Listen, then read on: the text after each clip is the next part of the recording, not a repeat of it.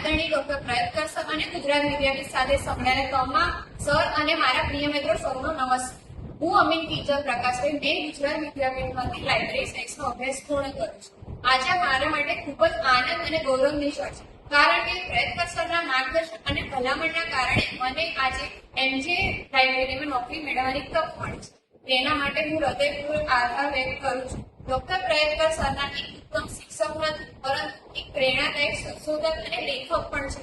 તેમણે 50 થી વધુ પુસ્તકોનું લેખન કર્યું છે અને 150 થી વધુ સંશોધન લેખો પ્રકાશિત કર્યા છે. તેમનું જ્ઞાન, સંશોધન પ્રત્યેની નિષ્ઠા અને વિદ્યાર્થીઓ માટેનું સમર્પિત અભિગમ અને હંમેશા પ્રેરણા આપે છે. ગુજરાત વિદ્યાપીઠ મને માત્ર વિષયનું જ્ઞાન જ નથી, પરંતુ સેવા, મૂલ્યો અને સમાજ પ્રત્યેની જવાબદારી પણ શીખવી છે. અહીંના તમામ શિક્ષકોએ મારા વ્યક્તિત્વના વિકાસમાં અમૂલ્ય યોગદાન આપ્યું છે. હું તમામ શિક્ષકોનો દિલથી આભાર માનું છું. હું વચન આપું છું કે જ્યાં બી હું કાર્ય કરીશ ત્યાં પ્રામાણિકતા, મહેનત અને સમર્પણ સાથે કરીશ. ગુજરાત વિદ્યાપીઠ મારા શિક્ષકો અને મારા પરિવારનું નામ ગૌરવપૂર્ણ રાખીશ. અંતમાં ફરી એકવાર તમામ શિક્ષકો, ખાસ કરીને ડોક્ટર પ્રયત્કર સર તેમજ મારા મિત્રોને દિલથી આભાર વ્યક્ત કરું છું. નમસ્કાર મિત્રો, મારું નામ દીપિકા પરમાર છે. હું સાબરકાંઠા જિલ્લાના હિંમતનગર તાલુકાની રહેવાસી છું. મેં મારું માસ્ટર ગુજરાત વિદ્યાપીઠ મહાત્મા ગાંધી દ્વારા સ્થાપેલી સંસ્થામાં લાઇબ્રેરી એન્ડ ઇન્ફોર્મેશન સાયન્સનો કોર્સ કર્યો છે અને અમારા ડૉક્ટર પ્રયત્કર સાહેબના માર્ગદર્શન હેઠળ મને સારી સંસ્થામાં જોબ મળી છે. અમદાવાદ મહાત્મા ગાંધી ફિઝિયોથેરાપી કોલેજમાં હું લાઇબ્રેરિયન તરીકેની પોસ્ટ બજાવું છું અને તમારે પણ આવી સારી સંસ્થા, કોલેજ કે યુનિવર્સિટીમાં જોબ કરવી હોય તો તમે ગુજરાત વિદ્યાપીઠમાં લાઇબ્રેરી એન્ડ ઇન્ફોર્મેશન સાયન્સનો 2 વર્ષનો કોર્સ પૂર્ણ કર્યા બાદ તમને સારી સંસ્થામાં જોબની તક મળી રહે છે. ધન્યવાદ. હું ઉર્વશીબેન પરમાર ગુજરાત વિદ્યાપીઠમાંથી મેં લાઇબ્રેરી સાયન્સ પૂર્ણ કરેલું છે અને ત્યારબાદ મને તરત જ લાઇબ્રેરી આસિસ્ટન્ટ તરીકેની job government arts and science કોલેજમાં બાવળા ખાતે મળેલી છે.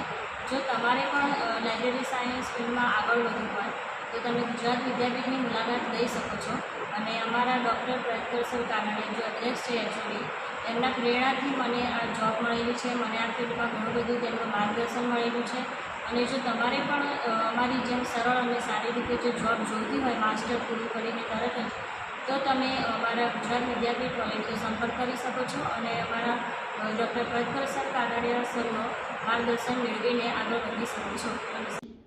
દીકરીઓ કહે છે અમે નોકરીથી ખૂબ ખુશ છીએ. નોકરી અમને મળી છે લાઇબ્રેરી ફિલ્ડમાં. આ દીકરીઓ છે કિંજલ અમીન, દીપિકા પરમાર, ઉર્વશી. આવી તો કેટલી દીકરીઓ છે કે જે library science Gujarat Vidyapith department of library સાયન્સમાં ભણીને નોકરીએ લાગ્યા છે. જે 16 વિદ્યાર્થીઓ આ વર્ષે લાગ્યા છે એમાંથી આ 3 દીકરીઓ પણ છે.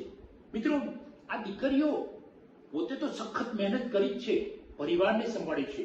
આમાંથી 2 દીકરીઓ તો હમણે લગ્ન કરેલું હતું, પરિવારને સાચવવું. દીપિકા પરમાર સાબરકાંઠામાં અંતરિયાળ લોલાસણ ગામમાંથી આવેલી અને અહીંયા એ પોતાની સાસરીમાં વહુ તરીકેની ફરજ નિભાવીને કોલેજમાં આવે છે અને એ સરસ રીતે ભણે છે અને એને નોકરી મળે છે.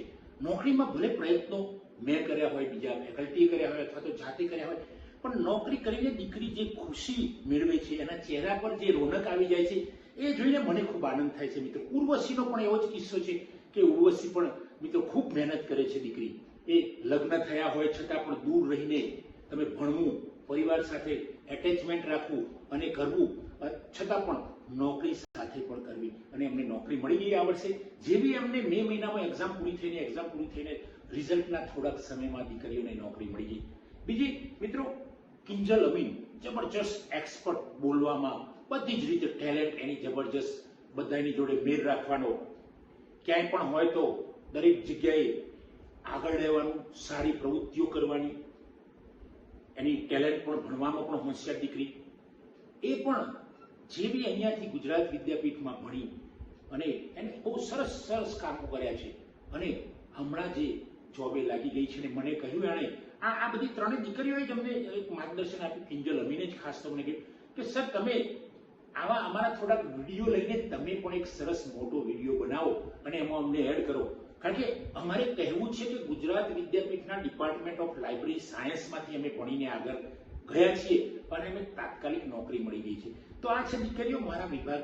મિત્રો, આ છે દીકરીઓ મારા વિભાગની જે દીકરીઓ પોતે બોલે છે. દીકરીઓ કહે છે અમે ખુશ છીએ, અને આ દીકરીઓ ક્યાંક ક્યાંક એ પોતે તો રોજગારી મેળવતી થઈ છે, પણ એમને તમે જોશો તો એના ભાગરૂપે એ પણ ક્યાંક વાસણ ઘસવાળી બહેનો જે થોડું ઓછી ભણેલી છે, નિરક્ષર છે એવી બહેનોને વાસણ ઘસવા, કચરા પોતું કરે, તો એમને પણ ઇનડિરેક્ટ રોજગારી મળે છે. તો મિત્રો, તમે વિચારો કે એક દીકરી પિયરમાંથી નીકળીને બહુ ઠોકળો ખાતી સાસરીમાં આવે છે, ત્યાં સેટ થાય છે, નોકરી કરે છે, અને પોતે ભલે ગમે તેટલાની નોકરી, પણ એકાદ દીકરી બીજીને અથવા તો કોઈક દીકરાને કંઈક નાનકડું કામ આપીને એને રોજગારી આપે છે, એ ખુશીની લાગણી અનુભવે છે. તો મિત્રો, આ પણ આ 3 દીકરીઓની, આ 3 દીકરીઓ તો ખાલી ઉદાહરણ છે. મારી ઘણી દીકરીઓ, મારી ઘણી વિદ્યાર્થીઓ એવી છે કે સારી જગ્યાએ જોબ કરે છે, અને ડિપાર્ટમેન્ટ ઓફ લાઇબ્રેરી અને ઇન્ફોર્મેશન સાયન્સમાં આવીને ભણી છે આ દીકરીઓ, અને આ દીકરીઓ ખૂબ આગળ પહોંચી છે. આ દીકરીઓની તો હજુ એક સરિતામાં જેમ વહેણ જતું હોય એવું વહેણ જાય છે.